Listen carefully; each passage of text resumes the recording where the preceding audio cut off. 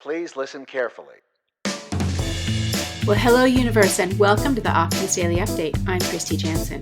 And I'm Summers McKay. We are part of the team behind the Optimist Daily, making solutions the news. We bring you reader-funded solutions news every day in order to change the tenor of news media, social media, and the direction of your day to help us all get focused on solutions. 7 days a week, we publish positive news stories written by award-winning journalists and delivered online to your inbox and through our social channels. And also, we are sharing these solutions in a commute-worthy, walk-worthy, home office-worthy podcast. Today is Wednesday, the 6th of April, 2022. Hello, my friend. How are you today? I am well, Summers. It feels like a few days since we've had a little check-in here on the pod, but yeah, I'm good. The goats and llama and sheep got out on my family's ranch for a little while. So that was a bit of a kerfuffle yesterday, trying to get them back inside the gates, and it's sort of fun. So these are the yard goats, right? These are the animals that are, the herd. There's a small herd that are helping because we have a property that needs some grooming for fire season. And this herd of goats is doing its job by eating stuff. Right. But they got out of the fence and onto the highway, which was not a good thing. Yeah. Nobody made it across highway, but it was a bit of a dicey situation trying to herd them back into so the fence didn't keep them in. Apparently, These goats cannot be fenced in. as long as there's enough food for them to eat, they're fine. But if there's not, then they'll find a way to get outside of it. They'll find somewhere else to go munch. Yeah. Anyway. We started our victory garden, our climate victory garden over the weekend, and I watered it again yesterday. And what we started with were mushrooms, actually, which is great because we had written our ode to the marvelous mushrooms for our Optimist View on Sunday. But I'm looking at our enormous backyard, and there's so much grooming that needs to be done, but our HOA doesn't let you bring goats in. So I think I'm going to have to petition our HOA to change that. Oh, really? Even as a ground cover control, do they let you have chickens? No. Oh. No livestock. No livestock at all. You're allowed to have pets, and therefore you can have horses. Okay, but can't chickens be pets? I guess technically no. I don't know. I'm not Goats sure. Can be pets? Ariel would say chickens can be pets because I think she had a best friend chicken for a while. Yeah. But Kristy, I have something really exciting to share. Okay.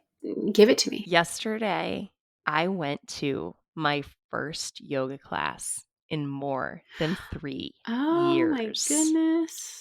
That sounds so wonderful. You know, I'm working with a functional medicine doctor to sort of usher me through this next chapter of, perimenopause and being a bit older and living in a mom body and all of these things. And one of my challenges from my medical provider was that I needed to go find somewhere that felt like community that I wanted to do yoga at, because that is something that I was deeply, deeply missing and deeply grieving, not only with COVID, but also my move from California. And also your move to being a parent of a small child. Exactly.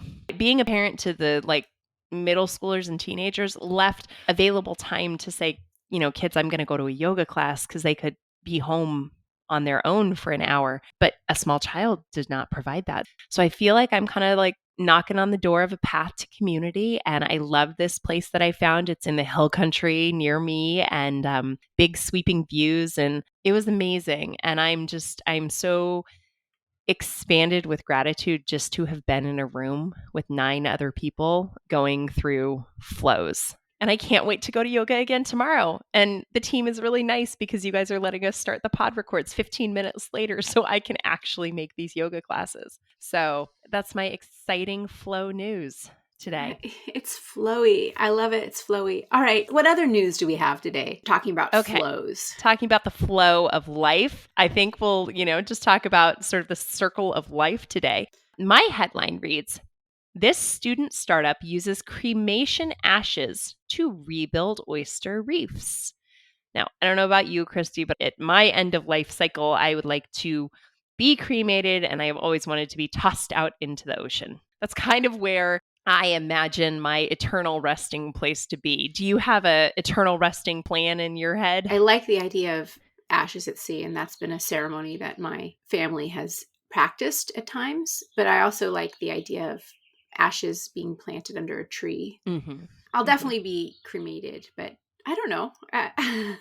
Maybe divide and conquer, a little A bit in the little bit, sea, yeah. a little bit Yeah. under a tree.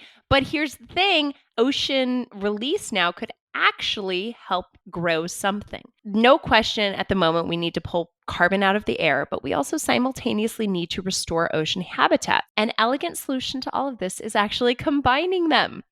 Two students from Imperial College London and London's Royal College of Art created a way to restore oyster reefs and sequester carbon with human ashes with their new startup, the Resting Reef. Cremation does use a huge amount of energy and releases 500 pounds of carbon dioxide per cremation. So, Resting Reef's designers, Louise Lenborg Skajum and Ara Elena Maria Perez, provided an alternative for a burial industry by creating urns from the crematory ashes that can be dropped into shallow waters and become oyster habitats. This design combines the crematory ashes and oyster shells from food waste. Once again, another circular experience, and 3D prints these materials into an actual urn. And they're designed to look like the very first reefs found on our planet, stromatolites resembling little reef like rounds. Most people know that coral reefs are actually endangered, but oyster reefs are also more important, said Skajum to Fast Company. Oyster reefs have diminished more than 85% over the last 100 years due to pollution and overharvesting.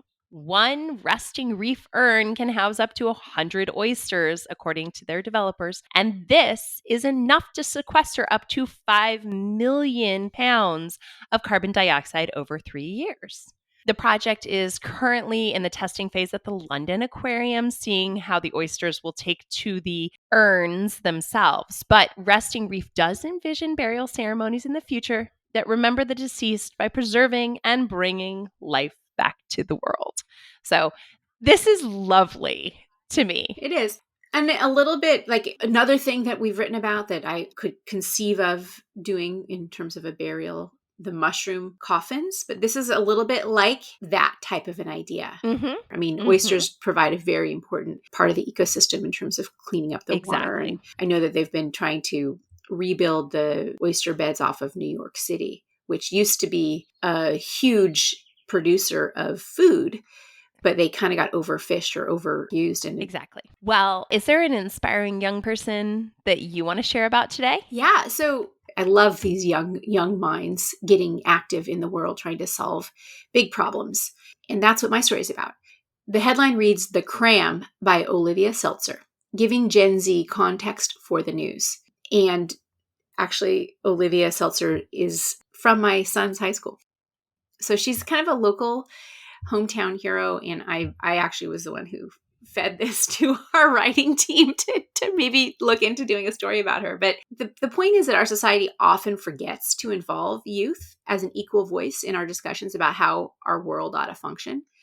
Their young minds are our future artists, our future entrepreneurs, our future legislators, our future engineers. And as they learn to care about what's going on in the world, they will help create a future that works better for them and for more kids down the line. But generally, news is not aimed for younger audiences. And this is definitely a problem that can be fixed if we want to help young people become engaged adults. Mm-hmm. So this is a problem that 18-year-old self-made journalist Olivia Seltzer addressed by creating her Gen Z focused news site, which is called The Cramm. And actually, she started this when she was early teenager. She was about 13 when she started this. So she's been doing this now for 5 years. All throughout her high school career, she got involved with creating this newsletter called The Cramm. It started after, like, around the 2016 election, when she felt, like many in her age group, she really didn't have the historical context to understand all of the discussions that were going on in the United States. She was born just after many changes had occurred in our country, and she didn't really understand things like why we were at war in Afghanistan. So she used the money from her 13th birthday to buy the domain name, The Cram, and she spent her adolescent years, and she's still working on this, getting up at 5 a.m, researching and reading all the news, and then breaking it down into a daily newsletter that focused on headlines from the news of the day, reframing it in smaller, easy to read bits that she sent out in a daily newsletter aimed at her Gen Z peers. And Gen Z is those born between the mid to late 90s up to the early 2010s, who sought a news source of their own to help them be informed and also provide context to the news of the day. Right. Seltzer was quoted in the Los Angeles Daily News. Simply put, you can't change the world unless you know about it. Yeah, it sounds basic, but it's very true. If you don't know about something happening in the world, you don't have the power or the tools needed to make the world a better place. And I think it's really important for a generation as motivated and as activism-oriented as my generation to be informed about the issues that we're facing. So that's what inspired her. That's what motivates her. And now the Cramm has over 2.5 million subscribers in 113 countries across 6 continents. Her first book was published in February called Cramm This Book. So you know WTF is going on in the world today. And it's an in-depth dive into the most important news topics of the day, giving readers of every age the info and context to better understand the history of what's going on. I so admire this young woman's vision and the success that she's been able to achieve. Yeah, she's really just done a beautiful job. I'm looking at, the different social channels and the way that the communication stories are told. And it's really, really valuable information that makes it digestible and compelling for young people. And at the Optimist Daily, a lot of what we do, it is about creating a lens to see the news in a way that's not off-putting. So our target is to look for the positive solution thinkers, but this fills such an incredible need of making it digestible, absorbable, and actionable for young people. So I just think this is impressive and super cool hometown hero. Maybe if we're lucky, we can get her on the pod. We can interview her. Yeah, we definitely want to invite her in for sure. Oh, Kristy, there's so many good stories on the Optimist Daily today. I love this one. How healthy is hummus? Here's what the experts have to say. Chile joins the legislation green wave. Tips to keep you feeling fuller and more energized this Ramadan. That's a fasting holiday and probably has a lot of great advice for even those who do not practice Ramadan. Want to write really, really, really well? Here's some great advice. What else, Kristy? The EU is proposing a plan to ensure fast fashion goes out of style. Attract more positivity to your life with these 5 daily habits. Architects transform old wine silos into apartments to minimize resources. And is this the age of digital drugs? That and more can be found at theoptimistdaily.com. That's it for today's Optimist Daily Update. Thank you, everybody, for listening. We promise to continue to share positive solution-based stories with ideas on how you can participate in the changing world and ensure it is changed for the good. We're doing our own version of the Cramm here, where we contextualize the news from a solutions mindset. But we promise to keep covering current events with accuracy, legitimate sources, and offering you the information needed most to chart new paths for all of us. And if you haven't already, please consider becoming an emissary on theoptimistdaily.com for just $5 a month. Support reader-funded independent journalism and support us for free. Share us on socials, forward to a friend, and make sure to leave us a positive review for our podcast on Apple, Spotify, or wherever you listen to us talk every day. Be part of the solution, changing consciousness, addressing our world's biggest challenges with a problem-solving mindset. Everybody, let's keep the Optimist Daily free to all who need it, supported by those who can. Thanks, everybody. We'll be back tomorrow with more solutions.